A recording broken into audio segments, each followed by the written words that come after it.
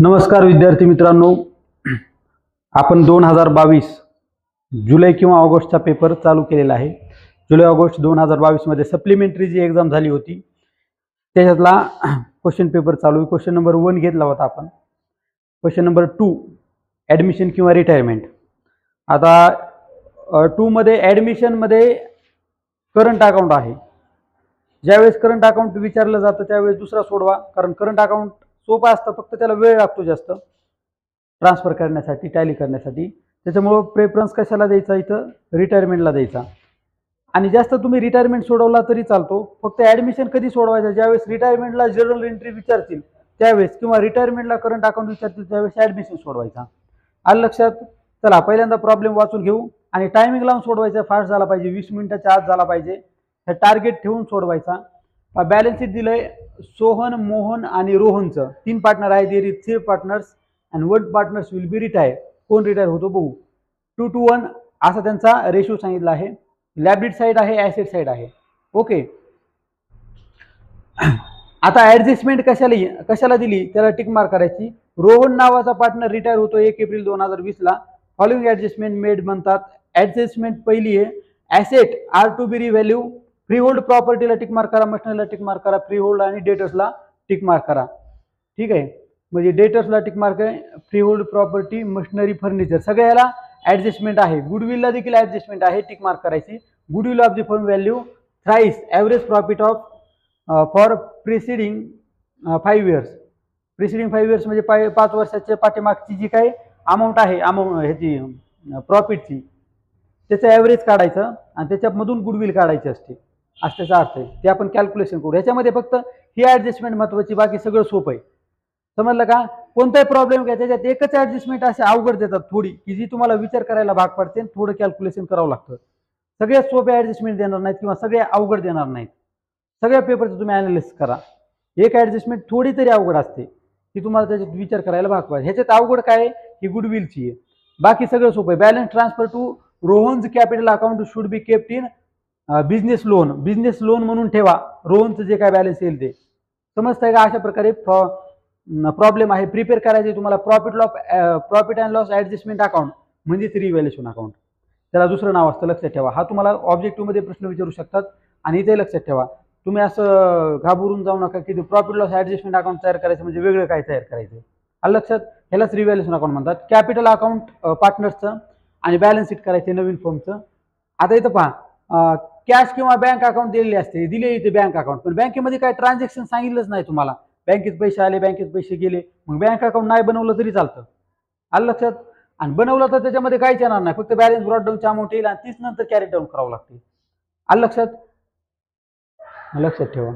चला आता प्रत्यक्षात आपण काय करू, प्रॉब्लेम सोडू। फॉर्मॅट टाकून ठेवलेला आहे आपण। ओके, आता बँक अकाउंट बनवली पण बँकेत काय ट्रान्झॅक्शनच होणार नाही, त्याच्यामुळे कट करू, याला काय उपयोग नाही। घ्यायची असेल तिथं ब्रॉडडाऊनची घ्यावं लागते, तीच कॅरी डाऊन होणार आहे। परत तिथल्या किती ठिकाणी लिहावं लागते, जर घेतलं 1 2 3 4 आणि 5 ठिकाणी लिहावी लागते। उगाच अमाऊंट, एक अमाऊंट 5 ठिकाणी लिहावी लागते। त्याच्यासाठी फक्त एक अमाऊंट एक ठिकाणीच लिहा, काम भागून जातं। पहा, रिव्हॅल्युएशन अकाउंट यालाच P&L profit and loss adjustment account म्हणतात, नाव लक्षात ठेवा। ठीक आहे, आता काय करणार, ॲडजस्टमेंट सगळ्या ॲसेटवर ॲडजस्टमेंट आहेत। टिक मार्क जरी नाही केली तरी चालेल, सगळे ॲडजस्टमेंट ॲसेट कुठे लिहिणार आहे, इनर मध्ये। ओके, त्याच्यानंतर काय दिलं इथं, क्रेडिटर्स कुठे लिहितो आपण, क्रेडिटर्स लायबिलिटी साईडला लिहा। मग पटकन फास्ट झाला पाहिजे, किती मिनिटात झाला पाहिजे, 20 मिनिटाच्या आत। 10 मार्काचा प्रॉब्लेम असतो, 20च्या आत पहिलंच पाहिजे। इथे लिहा क्रेडिटर्स।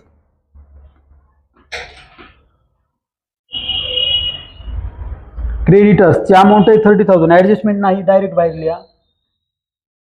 ॲडजस्टमेंट कडे लक्ष ठेवा, फक्त ॲसेटवर ॲडजस्टमेंट आहेत, बाकी कशावर नाही, सगळे ॲसेटवर। कॅपिटल आणि जनरल रिझर्व्ह कुठे लिहितो आपण, पार्टनर्स कॅपिटलच्या क्रेडिट साईडला। पहिल्यांदा आपण बाय बॅलन्स ब्रॉड डाऊन म्हणून कॅपिटलची अमाऊंट लिहितो। ओके, सोहन, रोहन, मोहन तिघांची लिहा, 1,20,000, 90 आणि 45।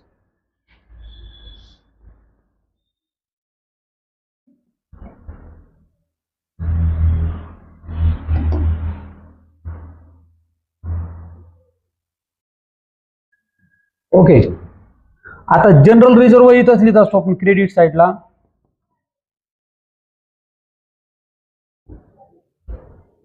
त्याची अमाऊंट किती आहे? 15,000. आणि त्यांचा रेशो दिला आहे 2:1. 2:1 म्हणजे 5 होतात. ठीक आहे, टोटल होते 5. म्हणजे किती होणार? 6,000, 6,000 आणि 3,000. 6,000, 6,000 आणि 3,000. कारण डिवाइड जर आपण केलं तर 3 येतात. 15,000ला 5ने डिवाइड केलं तरी 3 येतात. 3,000 इंटू 2 केलं तर 6. 6 आणि 3 अशी अमाऊंट येईल. समजलं का? त्यानंतर आता लायबिलिटी साईड पूर्ण झाली. Asset side. आणि कधी लक्षात ठेवा, ही बँक आहे ना, शक्यतो खाली लिहा. कारण जर समजा एखादी ॲडजस्टमेंट तुम्हाला नाही समजल्याची ॲडजस्टमेंट तुम्हाला समजले नाही आहे का नाही, त्यावेळेस बँक खाली जर घेतली ना, आपण त्याच्यामध्ये कमी जास्त करू शकतो. आणि एकदा समजा तुम्ही वर घेतलं अमाऊंट लिहिले मग काढाकोड होते. त्याच्यामुळे बँकेची अमाऊंट शक्यतो खाली लिहा. हां, डेटर्स इथे 1 नंबरला लिहा.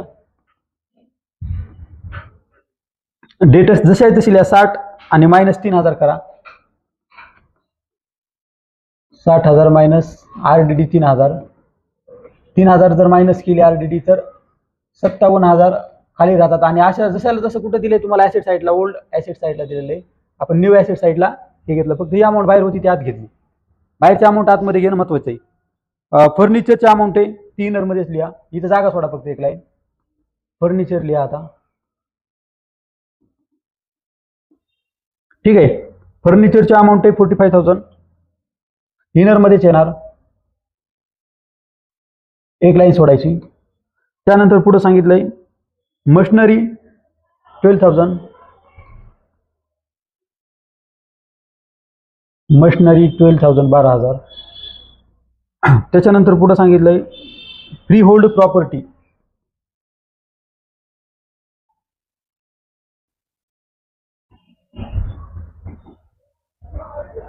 Free hold property 81,000 81,000 इनरमध्येच.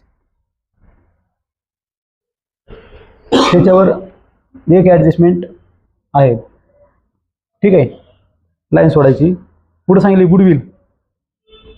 गुडविलच महत्वाची याच्यामध्ये. ॲडमिशन आणि रिटायरमेंटमध्ये तुम्हाला गुडविलची ॲडजस्टमेंट समजली तर सगळे ॲडमिशन रिटायरमेंट समजतो. आणि डेथमध्ये देखील गुडविलच महत्वाची आहे. या तिन्ही चॅप्टरमध्ये गुडविल तुम्हाला समजली तर हे तिन्ही चॅप्टर समजतात. आलं लक्षात? ॲडमिशन रिटायरमेंट एकमेकांना ऑप्शन आहे, पण डेथ हा क्वेश्चन नंबर 5 असतो.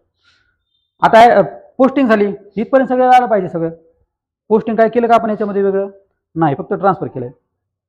आता रोहन नावाचा व्यक्ती 3 नंबरचा पार्टनर रिटायर होतोय. त्याचा शेअर 1 आहे, 2:1 म्हणजे 1. ठीक आहे, तो रिटायर होतोय. आणि काय सांगितलंय पुढं? ॲसेट रिव्हॅल्यू झाल्यात. फ्री होल्ड प्रॉपर्टीची अमाऊंट 90,000 झाली. मग फ्री होल्ड प्रॉपर्टी बाहेरच्या कॉलममध्ये 90 लिहा. 90,000. 90,000 येण्यासाठी इथं किती ऍड करावं लागतील? 9,000 ऍड करावं लागतील. या 9,000ला काय नाव देणार आपण? इन्क्रीज म्हणा. इन्क्रीज म्हणजे वाढ झाली. इन्क्रीज डिक्रीज सगळीकडे तुम्ही लिहू शकता. ओके, आणखीन पुढं काय दिलंय? याचा सेकंड इफेक्ट नंतर करू, सगळ्याचा एकदाच करू वाटलं तर. आधी तर लिहून घेऊ. ठीक आहे, फ्री होल्ड प्रॉपर्टी. मशिनरी 15,000 बाहेरच्या कॉलममध्ये. मशिनरी 15,000 बाहेरच्या कॉलममध्ये. मशिनरीमध्ये काय वाढ झालेली? कितीने? 3,000 ने वाढ झाली. त्याला इन्क्रीज म्हणा किंवा ॲप्रिशिएशन म्हणा. सगळीकडे एकच शब्द वापरता, काय होत नाही. इन्क्रीज डिक्रीज सगळीकडे वापरू शकता तुम्ही, वाढ आणि घट. त्याच्यानंतर आणखीन पुढे काय सांगितलंय? फ्री होल्ड प्रॉपर्टी झाली, मशिनरी झाली. फर्निचर 36,000. फर्निचर कमी झालंय. ओके, कितीने कमी झाले? ते 4 आणि 5 9,000. 9,000 ने कमी झालं. ठीक आहे, मायनस करा डिक्रीज म्हणून.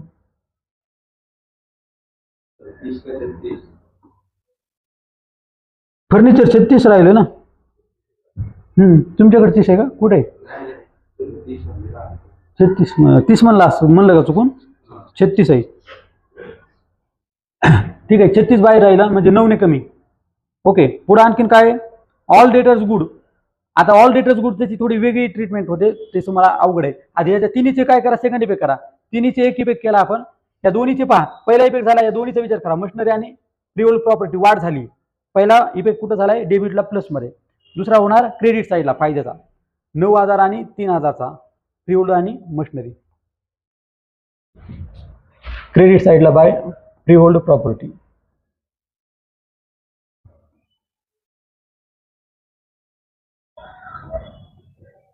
फ्री होल्ड प्रॉपर्टीवर किती फायदा झाला? 9,000. आणि त्याच्यानंतर बाय मशनरीवर किती फायदा झाला होता? 3,000. हा, फर्निचरवर लॉस किती झाला होता? फर्निचरवर लॉस 9,000 झाला होता. ओके. आणि आणखीन काय झाला होता लॉस का प्रॉफिट? 3च होते का? 3च झाले होते ना आपले?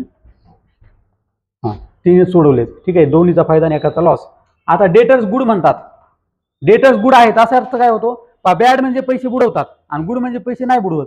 म्हणजे आता हे जे आरडीडी ना, म्हणजे पैसे बुडण्याची शक्यता होती 3,000. आता ते बुडवणार नाहीत 3,000, ते आपल्याला परत मिळणार, म्हणजे प्लस होणार 3,000. त्याला म्हणतात गुड डेटर्स असणे. मग 3 जर ऍड केले तर बाहेर किती येणार आहेत? 60,000.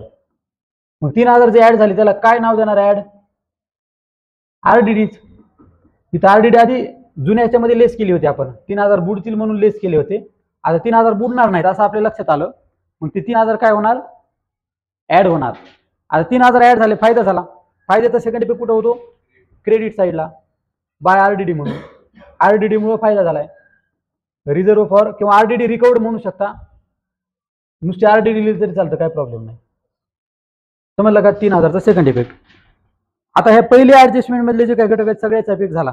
पहिला दुसरा दोन्ही इफेक्ट झाले. दुसरी ऍडजस्टमेंट पहा, महत्वाची सगळ्यात, goodwill of the firm value price. आणि तुम्हाला ज्यावेळेस असं वाक्य सांगतात ना, त्यावेळेस तुम्हाला दाखवतो वाक्य इथं. जे वाक्य असेल तिथून लिहिला सुरुवात करायची, किंवा तुम्हाला कॅल्क्युलेशन इथंच करून दाखवतो ह्याच्यावर पीडीएफ वर. ओके, तुमच्या लक्षात येईल. पहा वर घेतो. 1 2 3 4 5 वर्ष दिलाय. कॅल्क्युलेशन इथंच करतो म्हणजे तुमच्या लक्षात येईल. ज्यावेळेस तुम्हाला असं वाक्य देतात त्यावेळेस पहा, गुडविल ऑफ द फर्म